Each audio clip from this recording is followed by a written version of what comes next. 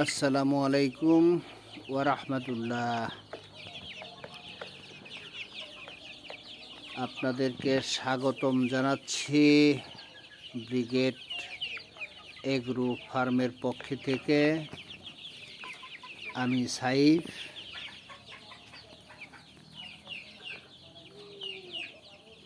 Brigade agro ফার্মের স্বত্বাধিকারী।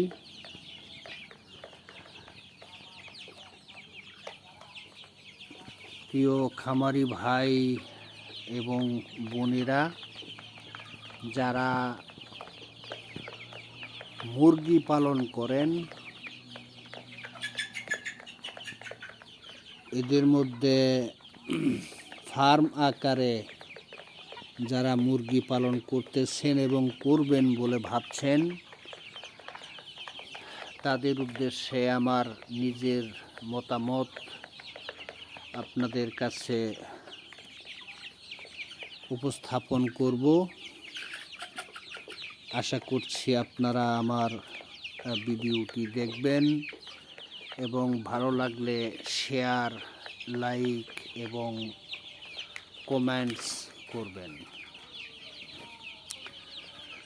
এই হচ্ছে ব্রিগেড এগ্রো ফার্মের পরবর্তী প্যারেন্টস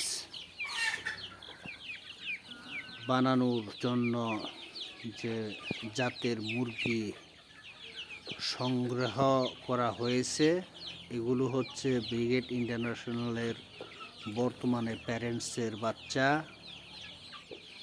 এই প্যারেন্টসগুলি অর্থাৎ এই বাচ্চার প্যারেন্টস মুরগিগুলি আমি বিভিন্ন এলাকা থেকে বিভিন্ন জনের কাছ থেকে সংগ্রহ করেছি।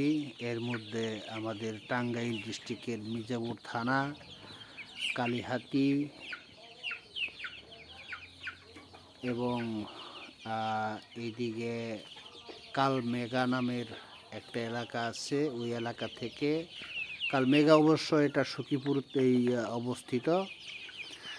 এখান থেকে আমি ডিম সংগ্রহ করেছিলাম এবং সেই ডিম ফুটিয়ে যে বাচ্চা হয়েছিল সেগুলো টাইগার জাতের মুরগি। আপনারা যারা চিনে থাকেন, এগুলোর বৈশিষ্ট্য হচ্ছে এগুলো অতি দ্রুত ওজন বর্ধনশীল।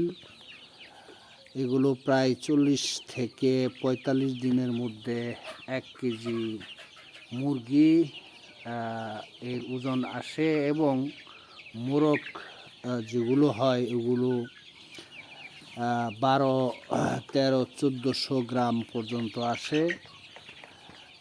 তো এগুলো পালনে মোটামুটি আমার কাছে ভালো লেগেছে বিধায় আমি এগুলো পালন করতেছি এবং আপনাদের সামনে উপস্থাপন করেছি।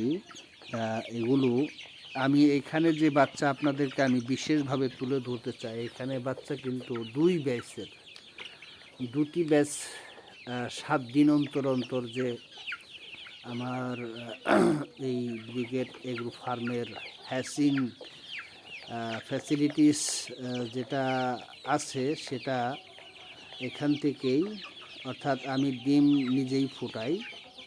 ব্রিগেড এগ্রো ফার্ম এর ডিম ফোটানোর হ্যাচিং পদ্ধতিও আছে, ইলেকট্রিসিটি চালিত এবং ব্যাটারি সহ। আমি ইনকিউবেটর সংগ্রহ করেছি এবং ইনকিউবেটরের পরিধি আরও বাড়ানোর জন্য আমি একটি বড় মেশিন বানানোর পরিকল্পনা হাতে নিয়েছি, যেটা এখন বর্তমানে হবে সেটা 1400 অর্থাৎ 1400 ডিম ধারণ ক্ষমতা সম্পন্ন একটি সেটার মেশিন আমি বানানোর পরিকল্পনা হাতে নিয়েছি। ইতিপূর্বে অর্ধেক কাজ হয়ে গেছে, আর অর্ধেক হয়নি, অর্ধেকেরও কম আছে। ফ্রেমটা এখনও বানানো শেষ হয়নি, এরপরে বক্স বানাতে হবে। এটা আমি ধীরে ধীরে আমি নিজে থেকেই করতেছি আমার নিজের পছন্দ অনুযায়ী। তো সেখান থেকে এখানে 2 ব্যাচের বাচ্চা আছে। এই বাচ্চাটা দেখুন, এই বাচ্চাটা দেখুন এবং ওই বাচ্চাটা, এখানে আর একটা বাচ্চা আছে, এই যে কালো, এটা এই লাল এটা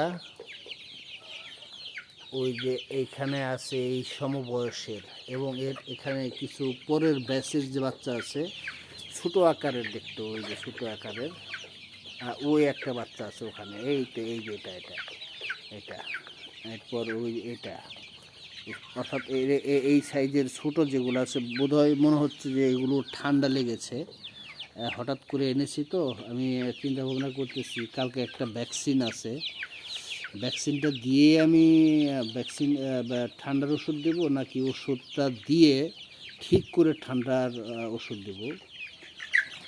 অর্থাৎ আমি বোধহয় কথাটা বোঝাতে পারিনি, বলতেছিলাম এই ঠান্ডার যে মেডিসিন কোর্স অন্তত পক্ষে 3 থেকে 5 দিন লাগাতার দিতে হবে, এরপরে 2 দিন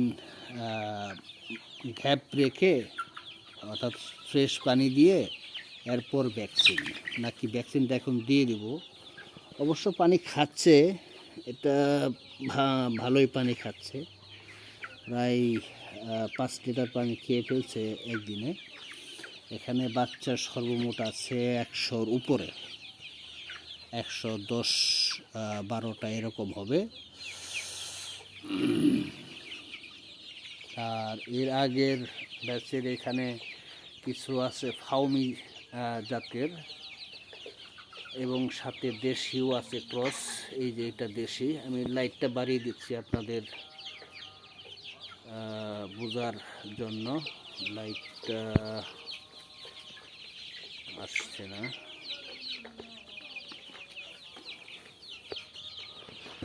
যাই হোক এখানে দেশি এবং এই তো ওই পাশে এখানে এই চিকন যে নেট আছে না, প্লাস্টিক ওই নেট দিয়ে আমি মানে এটাকে বেড়া হিসেবে ব্যবহার করেছি। এখন শীতকাল তো গরম আসলে এটাকে চেঞ্জ করতে হবে, এটা চেঞ্জ করে বাতি অথবা ফ্রেম যেটাই হোক বা নেট দিয়ে টান দিতে হবে, তাহলে বাতাসটা ভালোভাবে চলাচল করতে পারবে। এই ফাউমি এগুলোর বয়স আজকে 60 দিন পূরণ হলো, এটার ভ্যাকসিন কমপ্লিট। আমি কালকে বা পরশু দিন এগুলো ঠোঁট কেটে দেব বা সেকা দেব, যাই বলি না কেন। এর আগে ঠোঁট আমি হাত দিছিলাম না ঠোঁটের মধ্যে, তো আজকে ভিটামিন কে দিয়েছি অলরেডি, ইতিপূর্বে দেওয়া হয়ে গেছে এবং আগামীকালকে দেওয়া হবে ভিটামিন কে। রাত্রিবেলায় চেষ্টা করব ঠোঁটটা একটু সেকা দিতে। এই তো বাচ্চাগুলো আবার দেখি, মাশাআল্লাহ আলহামদুলিল্লাহ ঠান্ডা আছে কিছুটা, বাচ্চার একত্র হচ্ছে তো, এখানে তাপ নাই, শীতের দিন সমস্যা একটাই, তাপের ব্যবস্থা করতে হবে।